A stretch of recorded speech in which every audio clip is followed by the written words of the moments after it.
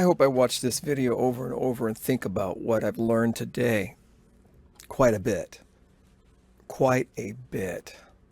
Starting with the ability to turn off the trading for the day. And I guess I could trade with the simulator, but I don't want to put on a simulator mindset. I guess some people it helps get back in their rhythm, Maybe I should try it, but for me, the idea of fake money trading is no longer an option. So if I was trading big size, go down to a smaller size. If I was trading the minis, go down to micros or something, or don't trade at all. Or just watch the price action with my eyes and go, yeah, I can still observe this action, this behavior, this behavior. Okay, so I've learned to turn it off. I also learned, well, I was getting rid of all my evaluations, prop firm challenges, and I'm down to all just past accounts where I can make money on them. And I still have two left. I thought I had one left. I got two of the 50K challenge evals, which is just basically a simulator.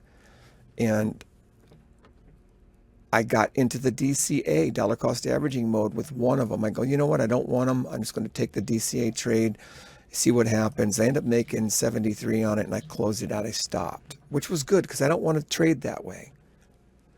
And then I started trading with the $50 risk limit, and I ended up trading a $250 risk limit and lost on them both. That's why my two trades. That's why my overall down today is almost $300.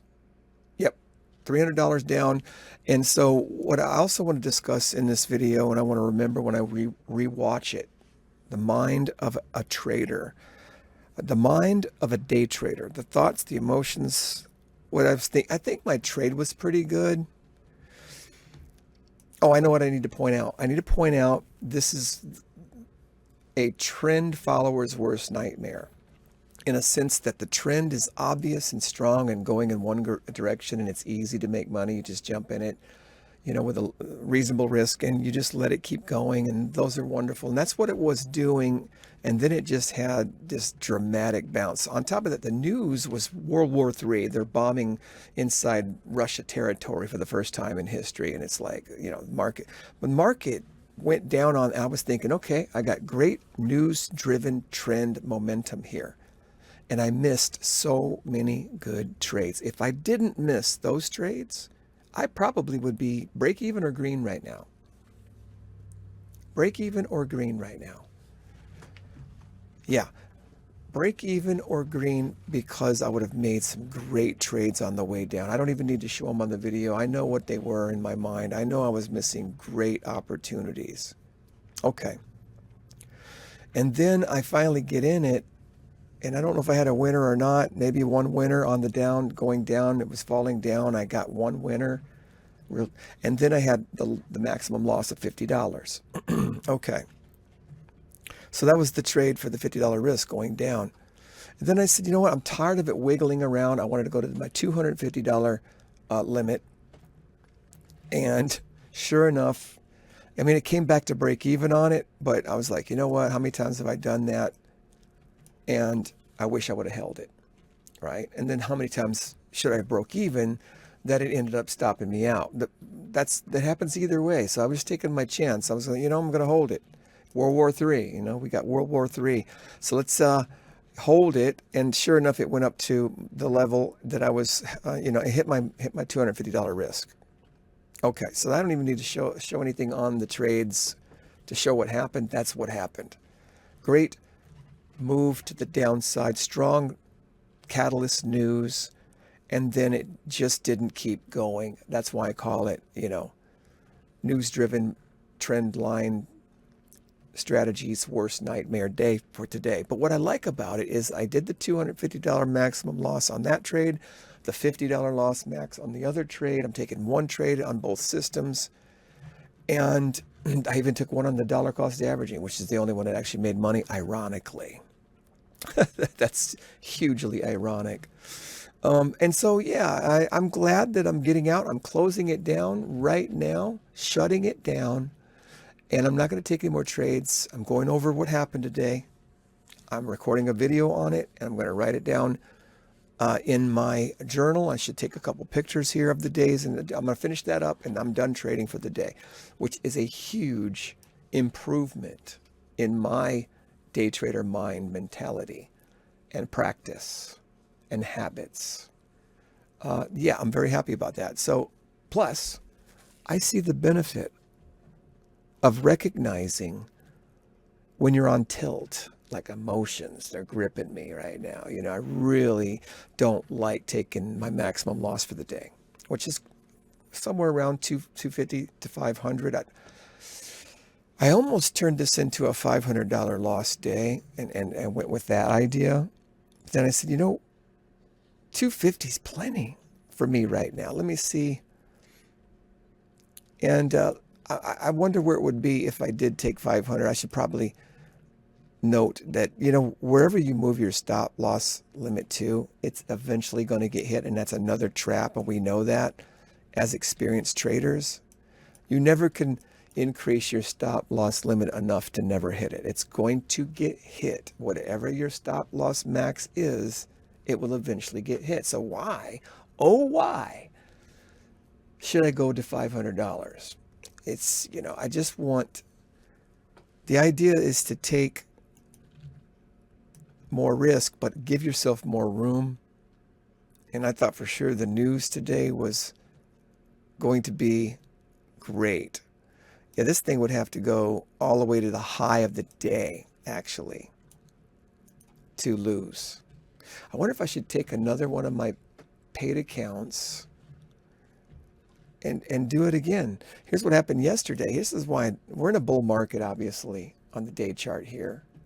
Yesterday was a red day, swept the bottom of that, turned around, and not only did it recover everything, it was a red day. It went green and closed in that strong green candle right there.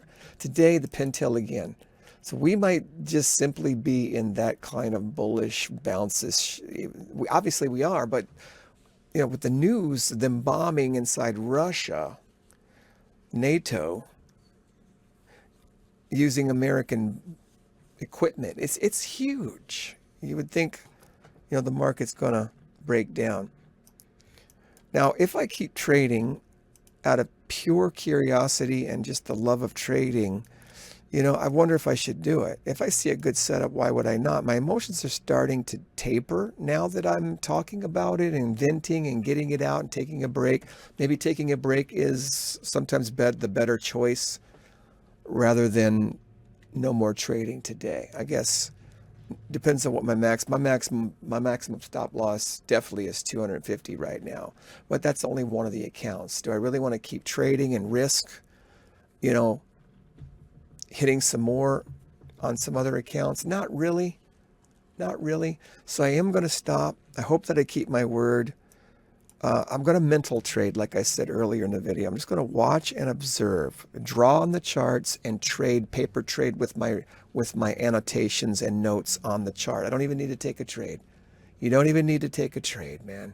You can still perceive it and rationalize it and negotiate it in your heart and in your mind by watching it and making notes on the chart. And that's what I'm going to do. So, okay, I am taking another trade. I think in the heat of the moment, when you have those emotions, you need to stop trading. There's no doubt about that. I think every professional trader will tell you, take a break at least. And you do have to have a point where you're shutting off for the day. Okay, I am not trading with real money, my own personal live accounts with my own real money. I didn't trade. I was close. I was hunting. I was waiting for the perfect setup. And when I tell you that I should have taken some good trades, I should have, and I should have taken it with my real account, and I would have locked it up. I would have made about it, whatever I would have made. I would not have kept trading and risking it. I would just, you got to also lock up profits, and you got to keep some stuff or you're never going to make it. You can give it all back. So I did take another trade in the simulator of the Apex 50K evals. And I said, look, if your theory's right now, risk another 250. It's another $250 risk. I seem to be doing okay with those in my records. And so I'm going to try the 250 again. Okay, let's take a look at this. Quite frankly, the $500 risk, I'm more profitable. You see the $500 risk amount. These are all the trades that I use when I'm using a $500 risk, and I'm up 1,600 on that. This is all the evals. $250 risk limit gets me. Besides today, I lost 250. Take 250 off this, I'm still positive for the $250 risk limit. Now, when you get to the $25 to $50 risk limit, I'm actually down, and another $50 today, so almost 300. So I'm not doing as good in the $25 to $50 risk limit per trade as I am the $250 risk limit per trade and the $500 risk limit per trade. So that's something that I need to pay attention to and notice as well. All right, that's it for today. I hope I rewatched this video because it's very helpful. And I hope I finish making my notes with the pictures. Anyway, I'll see you in the next video. Peace.